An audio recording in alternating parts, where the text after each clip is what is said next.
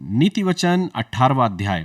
मेरे प्रियो, नीति वचन 18वां अध्याय मेरे और आपके जिंदगी से जुड़े हुए कुछ पहलुओं के बारे में बात करती है और कुछ चार ऐसी बड़ी सच्चाइयों को बताने का या सिखाने का प्रयास कर रही है कि अगर हम उसे अपने जीवन में उतार लें तो हमारे जीवन की बहुत सी प्रॉब्लम्स, बहुत सी समस्याएं अपने आप ही समाप्त हो जाती हैं। और इसलिए जब हम 18वें अध्याय का मनन करते हैं तो इन चार बातों को आज मैं आपके बीच में रखने का प्रयास कर रहा हूं जो इस वचन में हमें सीखने को मिलता है। सबसे पहली चीज है सुरक्षा के बारे में। अक्सर इंसान अपने जीवन में अपनी सुरक्षा को लेके बहुत ही ज्यादा उसको कंसर्न रहता है, बहुत ज्यादा चिंतित होता है और अपनी सुरक्षा के लिए ना जाने कितने इंतजाम वो करता है। ठीक जब हम सुरक्षा की बात कर रहे हैं तो 18वें अध्याय के 10वें पद में लिखा है, यहोवा का नाम दृढ़गढ़ है, धर्मी उसमें भागकर सब दुर्घटनाओं से बचता है। क्या ही खूबसूरत वचन है मेरे प्रियो की धर्मी मनुष्य जो प्रभु के वचनों को सुनता है और अपने जीवन को उस धार्मिकता के मार्ग में जब आगे बढ़ाता है तो वो परमेश्वर के पास जाता है और अपने आप को सारी दुर्घटनाओं से बचा लेता है। तो सुरक्षा हमें कहाँ मिलती है? अक्सर हम अपनी सुरक्षाओं को अपने इंश्योरेंस की पॉलिसी में ढूंढते हैं, कई बार हम अपने बैंक बैलेंस में खोजते हैं, कई बार हम अपने जीवन में अपने तमाम सारे उन सिक्योरिटी के इक्विपमेंट में ढूंढते हैं, कई बार हम अपने उन पावरफुल कॉन्टैक्ट में ढूंढते हैं कि हमारे संबंध कितने बड़े बड़े लोगों के साथ हैं, कितने पावरफुल लोगों के साथ हैं। लेकिन जब समय आता है तो कई बार ये पावरफुल कॉन्टैक्ट काम नहीं आते, कई बार जब समय आता है तो हमारी इंश्योरेंस की पॉलिसी काम में नहीं आती और कई बार ऐसे अवसर आते हैं जब हमारा बैंक में रखा पैसा भी कोई काम का नहीं होता, यहाँ तक कि सारे सिक्योरिटी इक्विपमेंट फेल हो जाते हैं। ऐसे समय में जो काम आता है वो है 10वां पद, यहोवा का नाम दृढ़गढ़ है, धर्मी उसमें भागकर सब दुर्घटनाओं से बचता है। अक्सर हम जिंदगी भर निरर्थक बातों की ओर भागते रहते हैं, लेकिन प्रभु ही एकमात्र ऐसा शरण स्थान है जब हम उसकी ओर जाते हैं तो हम अपने आप को सुरक्षित महसूस करते हैं।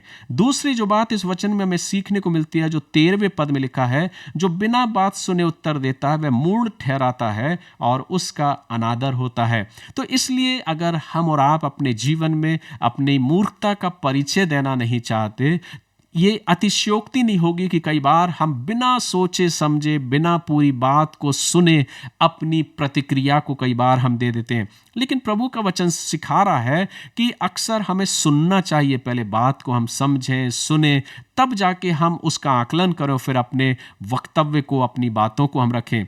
जल्दी बोलना सबसे अधिक मूर्खता का काम है मेरे प्रियो। अगर हम बिना सोचे समझे अपनी बातों को बोलते रहते हैं, समझने का प्रयास नहीं करते, तो ये हमारे लिए मूर्खतापूर्ण बात कहलाई जाती है। इसलिए पूरी बात सुनना बहुत ज़रूरी है। और आज अधिकतर परिवारों में, कार्य क्षेत्रों में, आपसी संबंधों में ये रुकावटें या ये झगड़े या ये आपसी मतभेद क्यों आते हैं? क्योंकि लोग सुनना ही नहीं चाहते।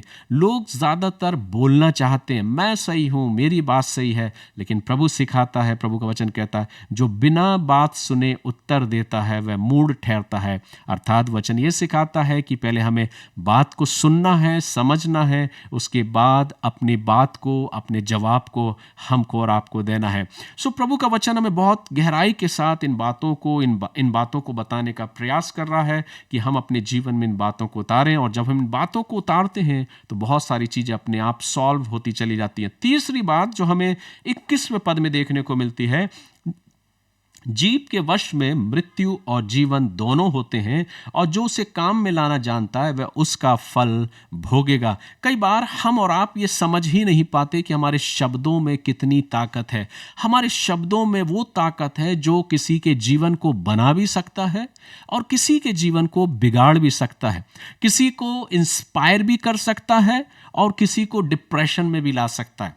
अक्सर हम रोज प्रतिदिन की दिनचर्या में अपने व्हाट्सएप स्टेटस पर अपने शब्दों को और अपने स्टेटस को लगाते हैं, लेकिन कई बार हम ये भूल जाते हैं कि क्या इस स्टेटस को देखने वाला जो व्यक्ति है, क्या वो इंस्पायर हो रहा है या हमारे और आपके स्टेटस से डिप्रेशन में जा रहा है या कुछ और विचार कर रहा है।